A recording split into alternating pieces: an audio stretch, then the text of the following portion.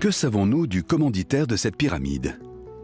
Qui était cet homme Mykérinos, le petit-fils du roi Khéops? Plus de 4000 ans après sa mort, nous avons très peu de sources sur ce 6e souverain de la 4e dynastie.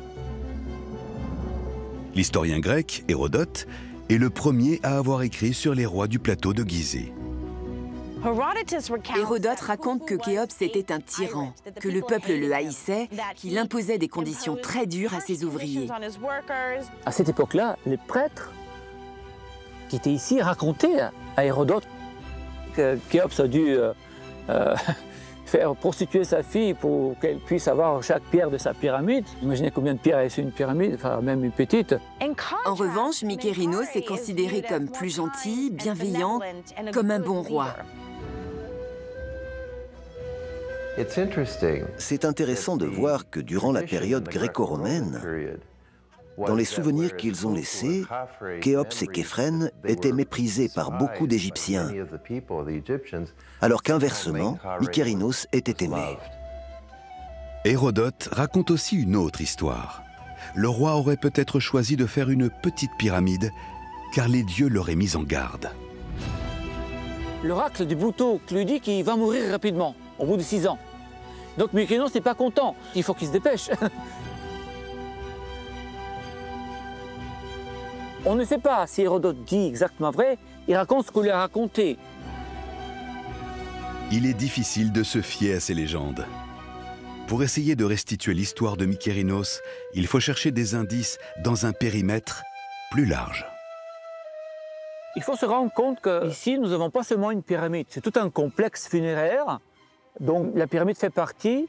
Nous avons un temple funéraire du côté est, une grande chaussée qui va vers l'est, et en bas, dans la vallée, un temple de la vallée.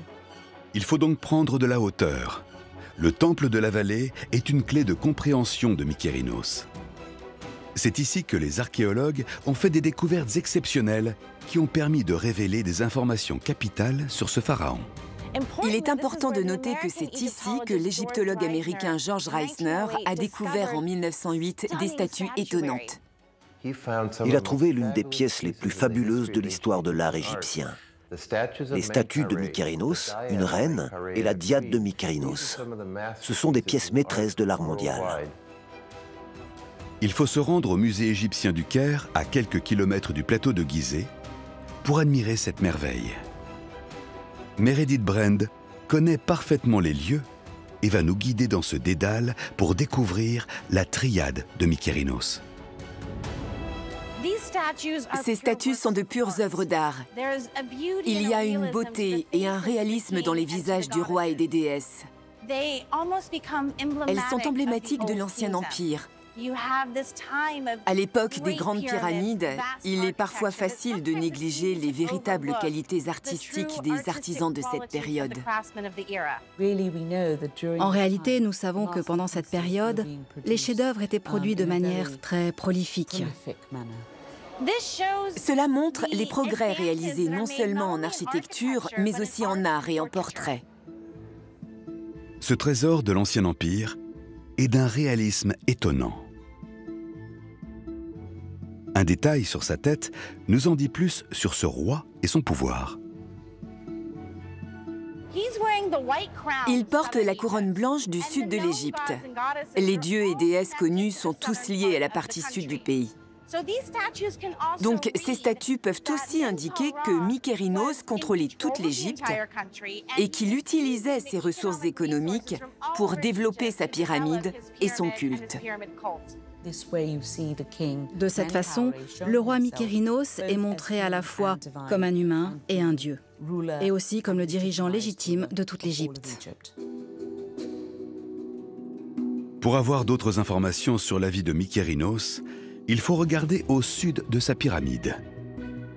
3 plus petites pyramides nous donnent une autre information sur la vie du roi. L'égyptologue Xavier Enaf connaît la généalogie parcellaire des pharaons. Le souci de cette période, c'est qu'on n'a pas forcément de nom des propriétaires. Une chose est sûre, c'est que normalement, ces pyramides sont destinées à inhumer les épouses de pharaons. Mykérinos aurait donc eu plusieurs épouses. On en connaît au moins, a priori, 2. On a Kamerer-Nepti et on a également une femme qui s'appelle Renkaus. Seulement, voilà, on ne peut pas attribuer directement un nom d'épouse à l'une des sépultures qui se trouvent ici parce que nous n'avons absolument aucun texte qui les nomme spécifiquement. La polygamie est monnaie courante chez les Égyptiens. Tous les pharaons ont plusieurs épouses, certains en ont jusqu'à 7. Et ils ne vont pas les chercher très loin. Du temps de Mykérinos, on est encore dans la 4e dynastie, et la famille royale a un sens assez étroit. C'est-à-dire que c'est les frères, les sœurs, les cousins, cousines, et en général, on ne va pas au-delà. On tombe aussi dans une pratique qu'aujourd'hui, on aurait tendance à réprouver tout de même, c'est-à-dire qu'on pouvait se marier entre frères et sœurs, demi-frères ou demi-sœurs, pour donner naissance à des héritiers. Et c'est le cas chez Mykérinos. Mykérinos a épousé une de ses sœurs, et peut-être une autre reine qui pourrait être soit une demi-sœur, soit une personne apparentée, mais dont on ignore tout. Pendant ce temps, à Paris, Franck Monnier reçoit les résultats de la mission et va découvrir en même temps que nous les scans du monument.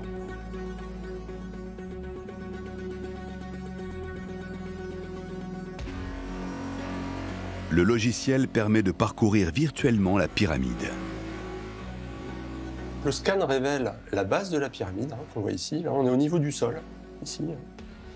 Et donc l'entrée des appartements funéraires, elle est ici. Et donc on accède par une descendrie qui aboutit à un petit vestibule.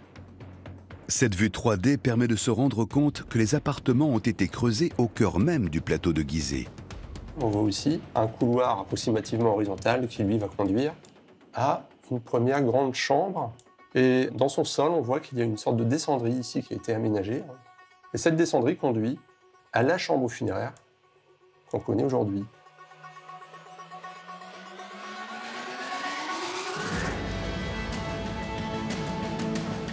Après une analyse de cette copie numérique, notre expert prend la route du plateau de Gizeh et va observer sur le terrain la pyramide qu'il étudie depuis si longtemps.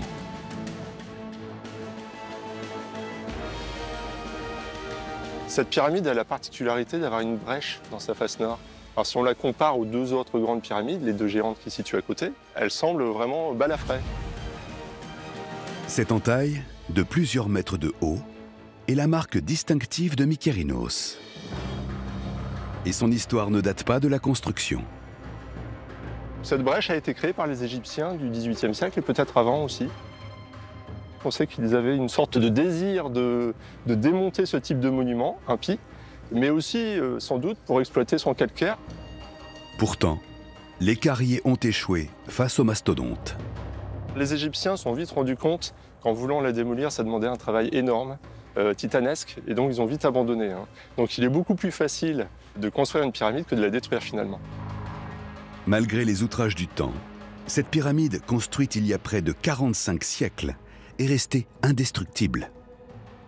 Les hommes se sont acharnés à la détruire, à en exploiter le calcaire, le granit, mais malgré tout, eh bien, cette pyramide est toujours fière allure.